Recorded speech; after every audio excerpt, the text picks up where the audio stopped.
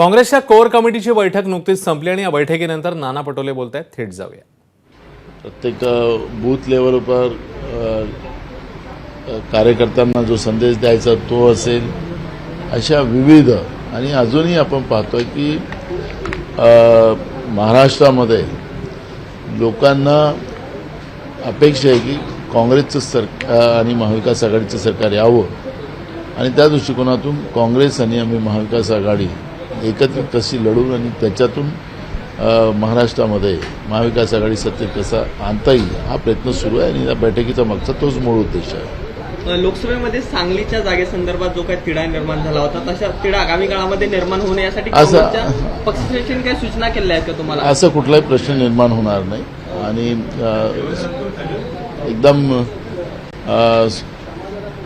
या आमच्या महाविकास आघाडीच्या जागा वाटपांचा प्रश्न सुटेल.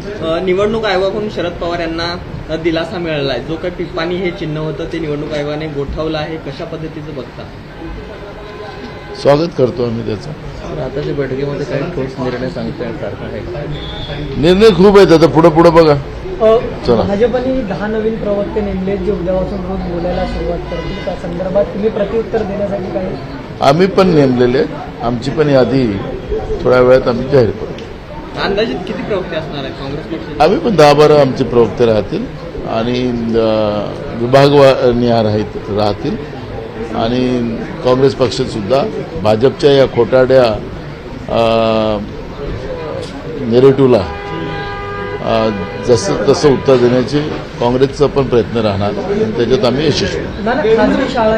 खाजगी शाळा आहेत त्यामध्ये जे वाहन चालक आहे, टॅक्सी रिक्षा ड्रायव्हर यांच्या मुलांना नाकारलं जातं प्रवेश देण्यापासून. अशा घटना ज्या आहेत त्या सध्या घडताना पाहायला मिळतात. मुंबईत देखील घडलेल्या आहेत. शिक्षणापासून अशी मुलं जी आहेत ती वंचित राहताना पाहायला मिळतात. तुम्हाला सांगतो की या भाजपच्या सरकारमध्ये, केंद्राच्या आणि राज्याच्या भाजपप्रणित सरकारमध्ये गरिबांच्या मुलांसाठी शिक्षण राहिलं नाही अशा पद्धतीचं धोरण या सरकारने केलेलं आहे. त्याचाच परिणाम आज आपण मुंबईत असो की ग्रामीण भागात असो, जिल्हा परिषदच्या जवळपास 25,000 शाळा बंद करायला हे लोक निघालेले आहेत. गरिबांच्या मुलांसाठी, शेतकऱ्यांच्या मुलांसाठी शिक्षणच नाही हे धोरण या लोकांचं आहे आणि त्याच्यामुळे शैक्षणिक व्यवस्था महाराष्ट्रामध्ये भाजप प्रणित एकनाथ शिंदेच्या सरकारने संपुष्टात आणण्याचा पूर्ण जो प्लॅन केलेला आहे त्याच्यातलं हे चित्र आहे.